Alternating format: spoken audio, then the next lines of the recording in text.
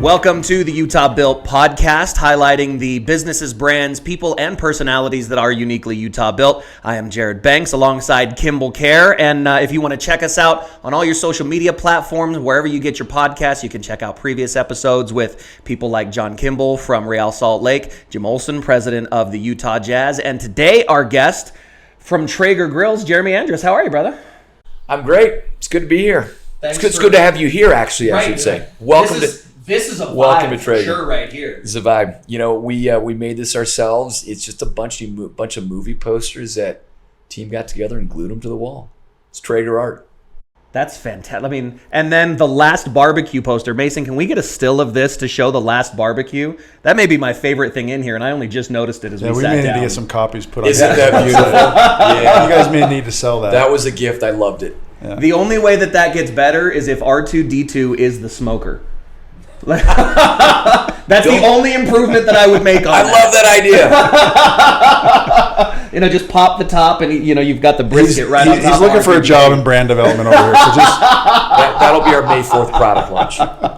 So tell us a little bit about you, barring all the business stuff. Talk about who Jeremy Andrus is. Where'd you grow up? How'd you grow up? What are some of your hobbies and favorite things to do? Let's do like the speed dating version of who is Jeremy. That's a lot. Yeah. In 10 seconds, let me tell you what. Give me the Reader's Digest version of your life. So I've lived all over the world. I grew up in the Midwest in Minnesota, moved to Europe, lived in New England. I'm from the East Coast, but I've now been in Utah longer than any place I've lived. So I did my undergrad here, came back 18 years ago to work on a startup, Skull Candy. And Utah's home. But if I were to sort of describe, I think a lot of who I am, of course, there's always a strong element of nature. It's like, I've got my parents' genetics, and there's a lot in the DNA. But I grew up in Minnesota in I would say a lower middle income family. I grew up doing gritty things, and I didn't know that at the time, but things that I did in Minnesota, and I lived in Minnesota till I was 11 years old, they were just hard. I delivered the papers. I got up at 4 a.m. with my sister, and when I was 7 years old, started a paper route, and I got $100 a month, and we split it, and that was a fortune. Like a lot of good kids in the 80s. It was a fortune back. Like that was a ton of money, and at 9 years old, I bought a lawnmower and I started cutting lawns, and I've cut thousands and thousands of lawns. And it's actually it's a bit of a sad story where all that money went, but I worked hard to make it. And I just there's an element in my nature, but I think also my nurture. I've just always been a grinder. And I didn't really understand that until, there comes these moments in life where you sort of look around you at your peers, and I'll say I did, and I would say at the starting line of some of these places, I said, I don't really fit in here, and I could tell you a half dozen moments, and one was that when I showed up at business school, I wanted to go to Harvard Business School since I was like 12 or 13 years old, and I worked and I worked and I worked. I applied, I didn't get in. I worked, I applied again, got in. And then I remember my first day sitting with my section of 80, Ivy League educated, like really, really smart people. And I remember thinking, I don't belong here. Like I just don't belong here. These people are so much smarter and better. And I had my 20th reunion a year ago, and, we've gone different directions. And what I've learned is, there is an element of grit and determination and a willingness to just keep your head down. It's a sprint, but it's a lifelong sprint. It's a marathon, but you move fast, and not everyone keeps up. I read somewhere that they did a study of people in successful positions, and they took all of these different character traits, intelligence, creativity, all the different factors that you can measure and weigh. And they found the one consistent thing in successful people wasn't their IQ, wasn't their education. The one thing was tenacity. And I love that word, tenacity. And that sounds like something that's part of your DNA or part of the way your parents raised you, right? So it's the way they raised me. It was their expectation of me. It wasn't something that we talked about. It's just remember when I wanted to buy my first pair of Nike shoes, there was no discussion as to who was paying for it. It's like, you get the cheap shoes. You want to buy Nikes. How are you going to earn them? And tenacity. It's funny. My wife and I have had this conversation a number of times over the years. She thinks I'm great, and my wife's, "Oh, you're so smart and this and that." I'm like, "No, I'm pretty average in a lot of things." It's like, "Oh, you're just so humble," and I've stopped trying to convince her. It's really, I am average to slightly above average in almost all of my innate capabilities, but I'm just willing to figure things out and grind it out. I'm a learner. I consume books on things that I want to get better at. And boy, I love that word tenacity. It's like we can all really we can maximize our lives if we're just willing to stick to it. And of course, like at the very top of the pyramid, you've got guys like Michael Jordan, who had all of the tenacity and all of the talent. Mm-hmm. But you know what? We don't control what we were born with. We do control our tenacity. Well, even Michael Jordan, right? He got cut from his high school basketball team, but he ended up working hard to be able to get to UNC, and then he ended up working hard in the NBA to be successful. I mean, let's be honest. Let's call a spade a spade. Like, you don't get to the level of what those guys got without that work ethic, right? And I'm sure you could probably see that in not every Harvard MBA, person that you went to school with. I know a bunch is created equal. Who didn't pan out. Just because you have that Harvard MBA doesn't mean that you're a sure bet, right? It gets you in the door. Yeah. It doesn't necessarily get you any place special. Yeah. And it's like that's interesting on Michael Jordan because, one of the, in addition to tenacity, I think the second attribute, and I'll put it right up, it's like it's correlated, but slightly different, which is, what do you do when you fail? It's like adversity. Like, we talk about adversity, but what is it really? How do we use it for our good? I think it's a problem in the world today. I just think there is, in the generation of kids that my wife and I are raising, like, we worry about this. How do you help someone build themselves, recognizing you don't win all the time? You actually, all of the value that you create in yourself comes from failure and from going through hard things. How do you ensure it doesn't crush you? But it not only makes you stronger, it makes you who you are. And you love to hear stories about the people that you look at from the outside in, and you say, but he or she is just so talented. And it's often interesting when people reach out to me and they'll send me these incredible, like, very flowery, like, your career, this and that, and you kind of want to say, you've only seen the social media view of my career. Like, it's actually been really rough and really bumpy, and I don't begrudge any of it, but I couldn't have become who I am, and I'm a long way from where I want to be, without going through moments that just suck and they're hard. Well, let's dive into that, because I mean, the Skull Candy brand here in Utah, that's a big brand historically. People know what Skull Candy is. Now you come into Traeger. What have been some of those failures? I mean, there's obviously, you had some rough moments early with Traeger, right? I mean, like, oh my gosh, coming into work and things being on fire and like, quite literally. Not the grill, the trucks in the parking lot. You know what? I gotta tell you, it's like there are more of the hard moments that I can identify. Now, I love what I do. I love coming here every day. I love the team. But that wasn't my hardest moment at Traeger. Like, there were others, and I'll, like, last year, I will tell you, life is cumulative. So you learn these lessons, you gain confidence, you get stronger. But as long as you're ambitious, there's always something hard that's going to come. And you actually don't know when you've hit your hardest obstacle. And if you'd asked me, after everything that I've been through as an entrepreneur in my career, and after the truck burning down and moving a headquarter and like all of, and going through a pandemic, all of these things that are hard. I got to last year and I encountered by far the hardest thing that I've ever gone through. And it wasn't just, it was hard on a relative basis to everything, but it was hard relative to who I was and what I learned. Yeah. And you know what?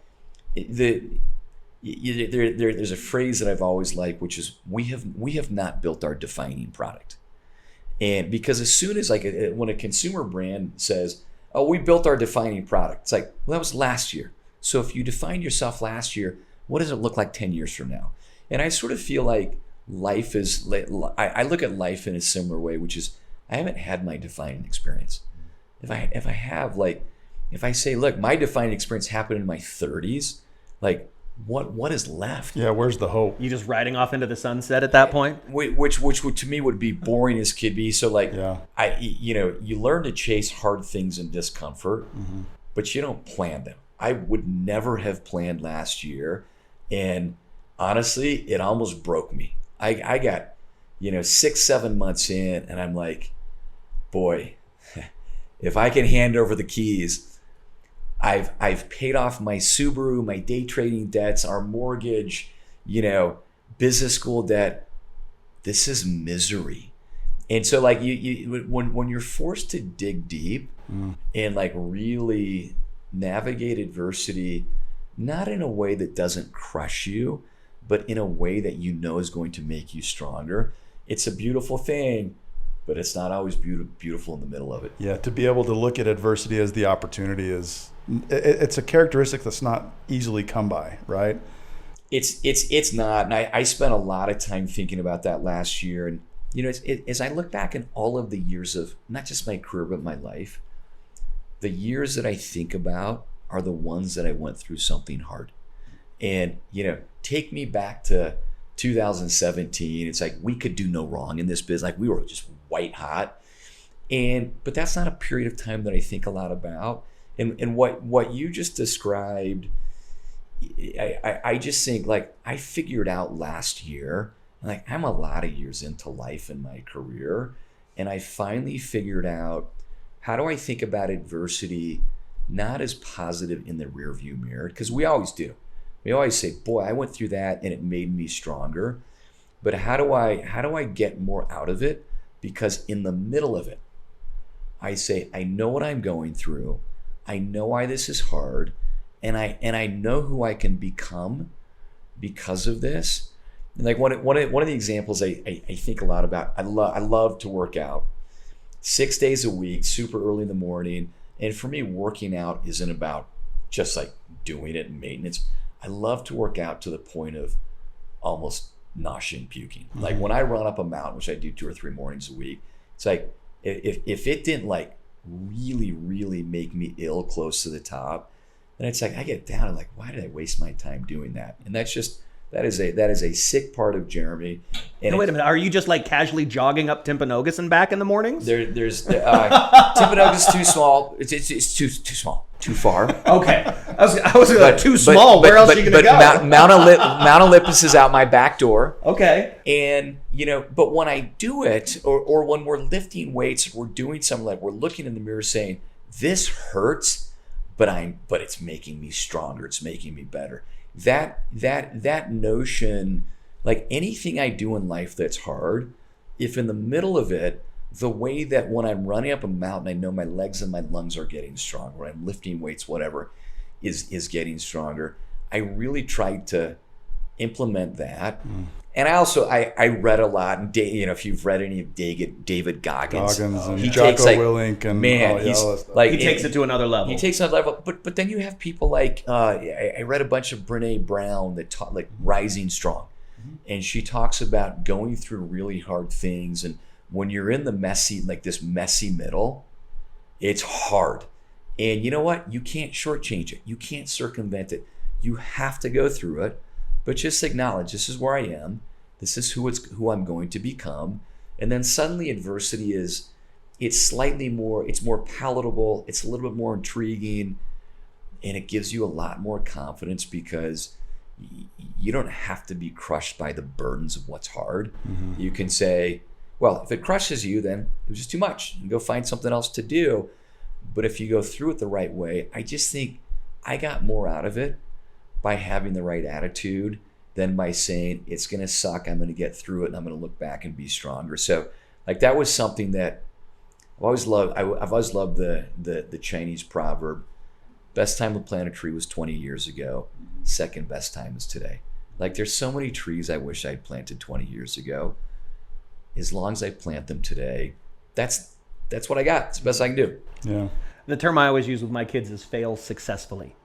Like, okay, something didn't work out. I love that. How do you fail Yeah. successfully? And I think, to your point, there are a lot of kids that have never learned. And you said characteristic. I really think it's a skill set that we have to teach kids that our parents taught us. Yeah. And for some of us, it was just a matter of survival because we're all, I think, similar ages, and we were pretty much feral children just running wild in the neighborhood and had to learn these coping mechanisms. That was good, right? But like, yeah, it was an adventure. Like my twin boys wander off. They're 7 years old for a couple hours, and it's like, has anyone seen the boys? It's like, let me check their location. Like, let me jump on the GPS. phone. Let me geo-track. No, it's like, let them go take their bikes and fall off and get cut and get lost and almost get hit by a car. Not get hit by a car, but all. It's like, we grew up differently, and I think it built us differently. So speaking of being built differently, I know that you have a scar on one of your fingers from being bit by a crocodile. Tell me about that. It's my thumb. Yeah, I mean, it's a puncture wound right there. Like it's a round dot on your thumb. And it's funny. Every once in a while, I can rip it off, but it always grows. Like it just never completely healed. How long ago was that? This was February of 2020 because I was in Brazil in the Amazon, right before the pandemic. COVID, Yeah, and you know what? I don't know what the world I was doing there. I mean, it's like I do these adventure trips each year with 6 other buddies, entrepreneurs, CEOs, and we do hard things that I'm far more comfortable checking into the Marriott than most of what we do. But it's this moment to push ourselves, and we went into the Amazon with water, backpacks, and a little bit of rice and salt and DEET to not get eaten alive. And second or third night, we were hunting alligators.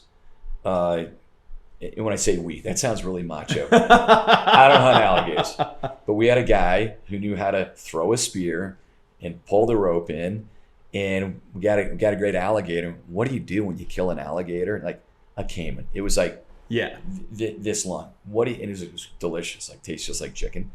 What do you do with it? You pick it up and take pictures. Of course. And don't pick it up before it's dead. And that's what I did. And I got cut beautifully and bled a lot. And it was it's either a good time or a good story. It's a better story than it was a good time. But look, it's they're crazy things, and what you bring back, you bring back these great life lessons, and you get a little bit stronger, a little bit grittier.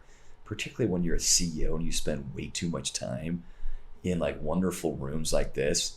Get out and do things that are physically hard. And then you have to sit in the jungle and listen to a puma eat its prey right outside your window. So I heard that's another moment that you had to endure, right? Jaguar, okay. Jaguar. And by the way, it's like there were moments. My very first night in the Amazon, we're in these like musty, terrible hammocks. Why didn't we didn't bring our own?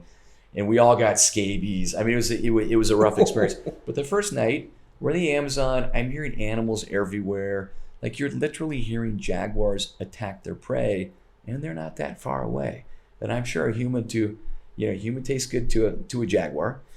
And I can't sleep, and I don't feel anxiety easily. Like there are a few moments where but I felt anxiety. And so what do? I take an Ambien, nothing. I take ZzzQuil, nothing. And so I take my phone out and I start watching this new series that I just downloaded to my iPhone called Narcos, which if you've seen it, bad idea. Yeah. Bad idea. And so I freaked out Narcos. I put yoga music on. I fell asleep. I woke up in the morning. It had rained. My stuff was soaking wet. It never dried out in a week in the Amazon. Like I said, good time or good story, better story. It was a hard The first night. nightmares of a jaguar outside your tent. You know what? And it's funny. I don't think I fully appreciated until we realized like the fire's got to burn all night, and you got to have candles on either end tent, and someone's got to keep them going. Jaguars hate fire, but that's about all they hate. To keep it literally from coming into your tent and you being dinner, huh? Keep the fire going. Yep. So coming back to like some of the work experiences and the adversity that you've seen. I mean, I'd love to hear about what 2022 was. Yeah.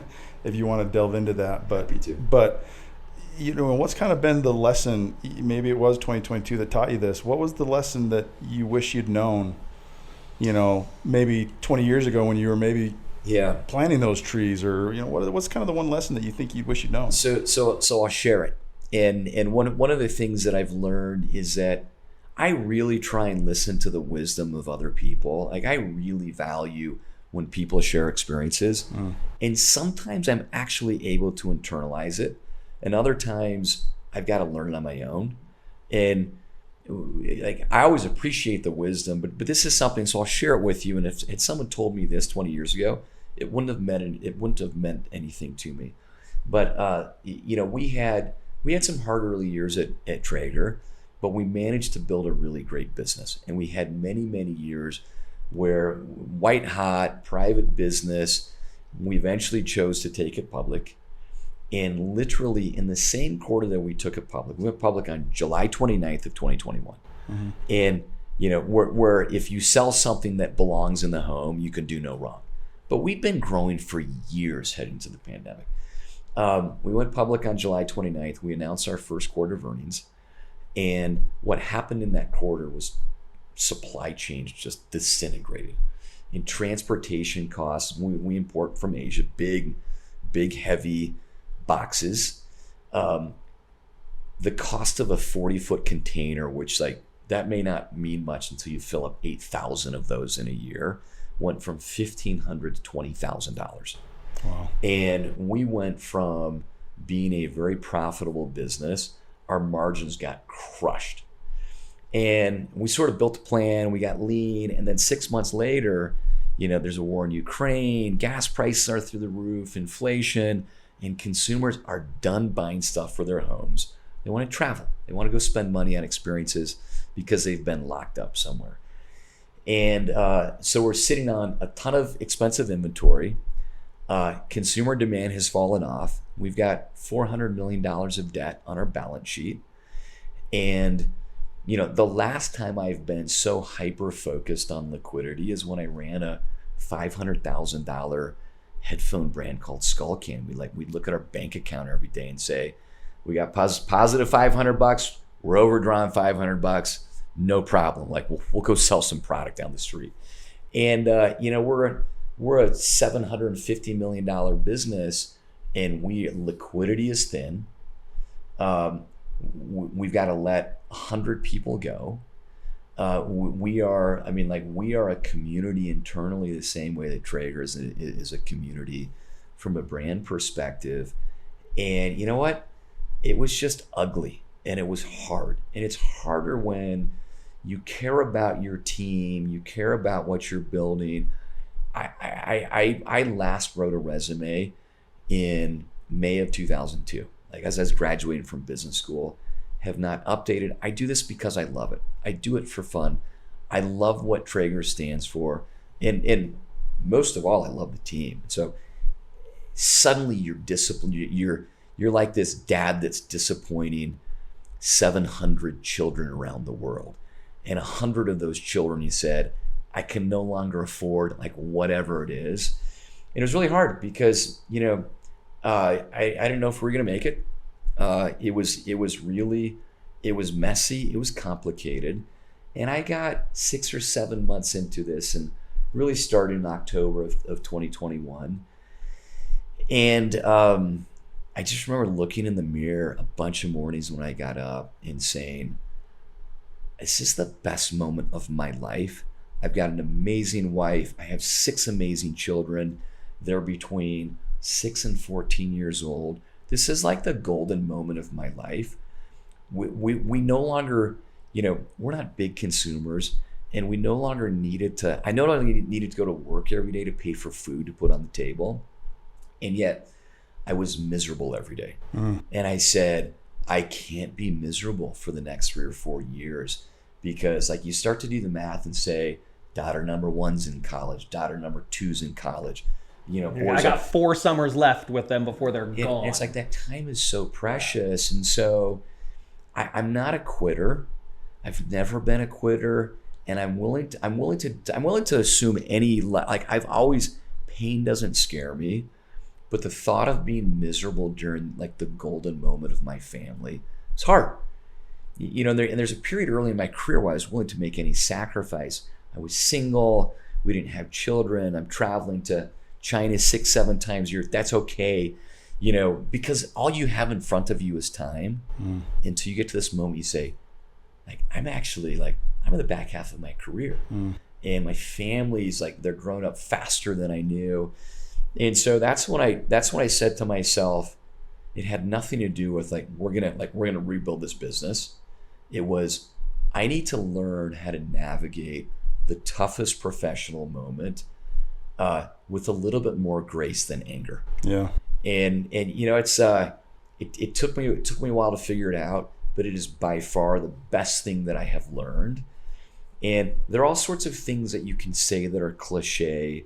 The journey is everything. It's like you have to enjoy the journey. Embrace adversity. I could say 1,000 different things, and it's like they're just too cliche. But when you learn it yourself, what happens is this like extra layer of confidence of, I can do anything. Now, is it going to be easy? No, but I can with a happy disposition get through anything in life. Yeah, amen to that. Because I obviously haven't been through the similar situation of having to care about 100 people's lives and their families and those types of situations. But there have been times that I think all of us have taken on, whether it's professionally or personally, where you've got to be able to kind of say, all right, I could just capitulate, 1, or 2, I could just kind of be a miserable punk in the midst of this and not be nice to anyone around me. And that's really, I think, what unfortunately most people end up doing, is that they let the external circumstances end up affecting their relationships, their personality, and it just ends up having a ripple effect with their children, their spouse, their colleagues at work. But to your point, how amazing that is to be able to just intentionally choose, I'm going to get through this. I'm going to do it with a smile on my face. You know what? You're spot on, and I'm someone who compartmentalizes pretty well. I can leave problems I can pretend that I'm leaving problems in the office, but I'll go home and I'm trying to put a smile on my face and I'm trying to be present with my children, and I'm like combustible inside. Yeah. It's like, and it's the beauty about going through these things, and it wasn't that it was like my professional and personal life is like, in my family's lives, they're so highly intertwined that the answer wasn't turn it off at 6 o'clock at night when I leave the office. That's not realistic. It's not possible. That's not realistic. But the good news is whatever you go through in whatever part of your life, the capability and the confidence that you develop, you can take it anywhere. And it's one of the things that, people like this generation. That's going to sound like I'm the guy that walked uphill. Get off my lawn. I walked uphill both ways to school in the snow with no shoes. You know what? The generation of people that we're hiring, there is an expectation that it's not just a paycheck, it's an experience. Yeah. And people want to team members want to be part of something that's meaningful and that has mission and purpose. And that, the good news is like you have the ability to help them develop, not just as professionals, but like develop things that they own forever. Mm-hmm. Yeah, I think kind of coming back to one of the things, and I'll let Banksy kind of wrap up here, but that ability to go from work to be home, one of the lessons that I've learned is wherever you're at, be there. Yeah. Right? And it's hard. It's harder to do than it is to say, but it is one of those lessons in life where, if you're with your family, be with your family. But that doesn't necessarily mean that the work leaves you and that there aren't ideas percolating. When you get up early in the morning in the gym, okay, be there at the gym. Yeah. But I can guarantee you've had moments where you've been at the gym and you're like, this is what I need to be doing for work, or this is what I need to be doing to help out with that situation, right?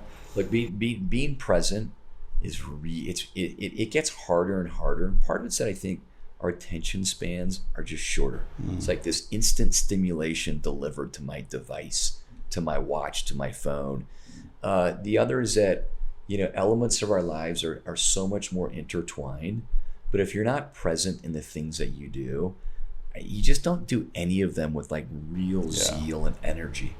Yeah, 100%. What's something that you would give to a young business person, maybe somebody who was in your similar situation, graduating college, looking at getting into business school, and facing a new world of opportunity right now with a constantly changing marketplace? What's one piece of advice that you would give to a young person coming out of school right now and just starting their career that's been consistent for you throughout yours?